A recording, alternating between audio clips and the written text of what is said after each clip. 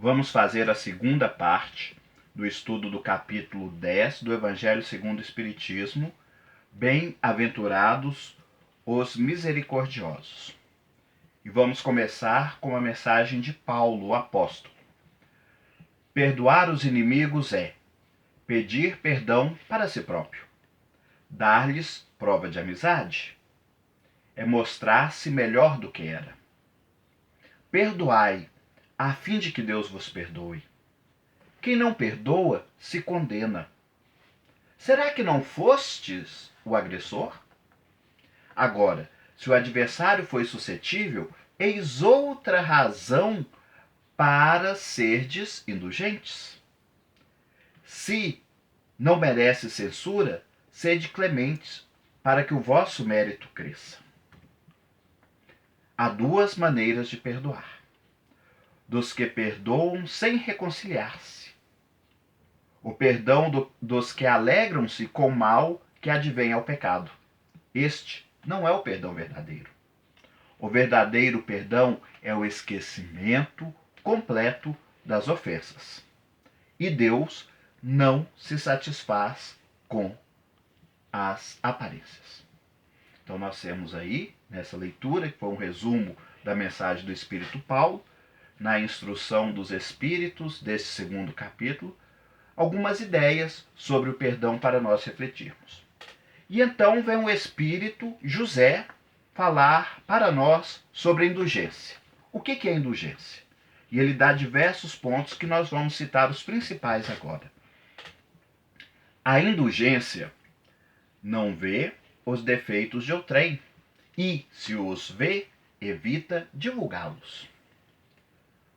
Quando se ocupa com os maus atos de outrem, é apenas para prestar um serviço e ainda assim os atenua. Não faz censuras, apenas dá conselhos e muitas vezes velados. E ele continua dizendo para nós: sede severos convosco, indulgentes com os outros. A indulgência atrai, acalma e ergue. O rigor desanima, afasta e irrita. Agora, mais uma instrução de um outro espírito. Agora é do espírito Bispo João, que também vai falar sobre indulgência.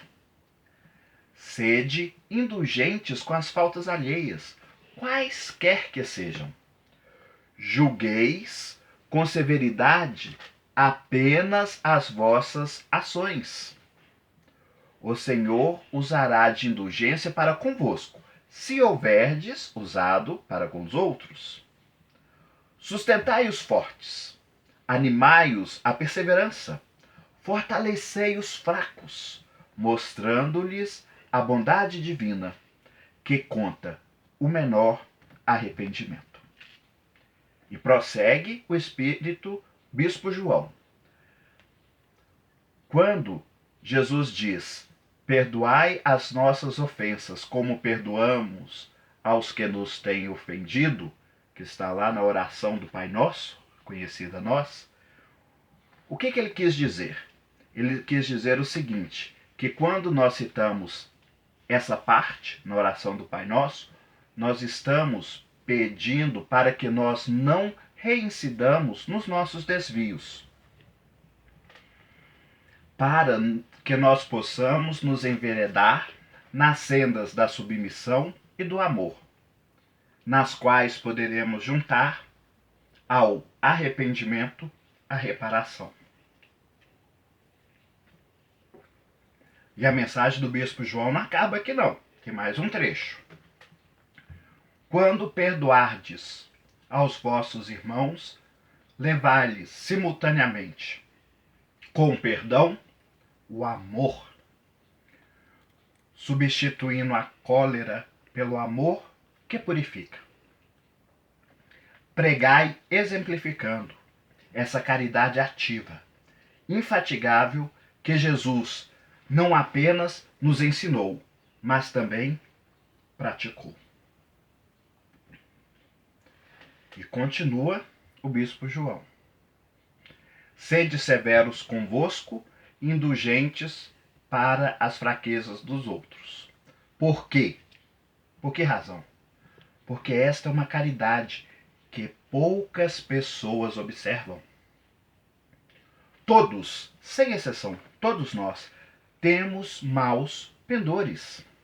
Mas, igualmente, dentro de todos nós, há semente de bons sentimentos. E ele conclui dizendo: felizes os que aproveitam os salutares ensinamentos do Espiritismo. No final desse capítulo, que fala sobre a misericórdia, sobre o perdão, sobre a indulgência, Kardec trouxe algumas perguntas que foram respondidas pelo Espírito São Luís. São perguntas bastante interessantes e que nós resumimos aqui e vamos refletir a respeito delas agora. A primeira pergunta é o seguinte: olha, é dito que nós devemos ser indulgentes, ou seja, devemos respeitar as pessoas como elas são, sem sair divulgando os erros delas. Agora, é permitido repreender os outros? Foi a pergunta que foi feita a São Luís. Nós temos que ser indulgentes. Isso significa que nós não devemos repreender ninguém?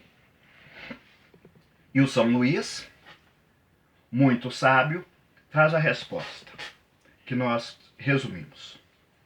Visando auxiliar no progresso de outra pessoa, e sobretudo dos nossos tutelados, ou seja, aqueles que estão sob a nossa orientação, a reprimenda pode ser feita com moderação para um fim útil. Mas, mesmo assim, é importante nós observarmos se aquilo que nós estamos censurando no outro, não poderíamos nós também igualmente estarmos censurando em nós. Ou seja, mesmo quando nós observarmos um defeito no outro, principalmente os nossos tutelados, seja ele filhos, algum subordinado, algum amigo que confia em nós, a reprimenda deve ser feita com moderação e sempre buscando auxiliar aquele que nós estamos reprimindo. Mas mesmo nesse momento, vamos observar, será se eu também não trago dentro de mim esse mesmo defeito e, ao mesmo tempo que auxilio meu irmão orientando ele através da reprimenda útil, eu não deveria consertar este defeito ou algum semelhante em mim mesmo? E São Luís também responde o seguinte: ao observarmos as imperfeições alheias, ou seja, quando nós observamos os erros dos outros, nós erramos se nós fazemos essa observação com o objetivo de difamar a pessoa. Mas, se nós observarmos esse defeito com o objetivo de observando o defeito do outro, verificarmos se nós temos esse defeito em nós para não repeti-lo, isso é uma coisa útil. Ou seja, eu vejo que o outro tem um defeito, mas não com o objetivo de difamá-lo, mas sim com o objetivo de observar, será que eu não tenho o mesmo defeito? E se tiver, buscar corrigi-lo. Então essa é uma observação útil. Agora, se as imperfeições do outro só prejudicam a ela mesma, não é útil divulgá-las. Mas tem uma exceção. São Luís diz o seguinte: se a imperfeição de uma pessoa, um erro que ela pode vir a cometer, puder trazer prejuízo para outros, desmascarar o erro dessa pessoa constitui-se um dever, porque é melhor que caia um único homem a serem prejudicados muitos. Então, é uma exceção que se deve pensar com muito cuidado, mas se for necessário fazer. Se o erro de alguém pode prejudicar a muitos, é até mesmo um dever divulgá-lo. Agradecemos por todos e pedimos que possamos estar juntos numa nova oportunidade, se Deus o permitir. Muito obrigado a todos.